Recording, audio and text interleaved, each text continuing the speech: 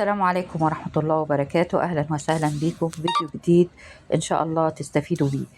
النهاردة هقدم لكم فكرة ممتازة هنستفيد بيها من حاجة كنا بنرميها دايما، وهي التوم الناشف. يعني احنا ما بنيجي في آخر السنة كده أو في نص السنة بنلاقي واحنا بنقشر التوم بنلاقي إن في توم لونه أصفر كده أو ناشف كنا بنرميه.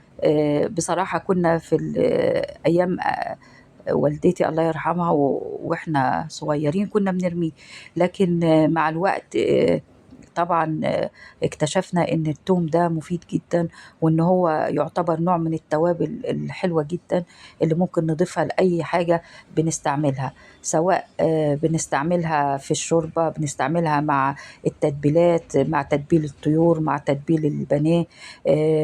الحاجات اللي مش عايزين نكهة التوم تبقى ظاهرة فيها، اللي هو التوم الني، وفي ناس معدتهم بتتأثر بالتوم، فما بنحط التوم البودر بيبقى حلو جدا. فأي راس توم تلاقوها فضيت كده ما ترموهاش، تيجوا تفصصوها وتبتدوا تلموا التوم وتهووه. ممكن تحطيه شوية في الفرن بعد ما تطفيه أو على أقل درجة، وبعد كده تهويه وتطحنيه أو تحطيه في الميكروويف.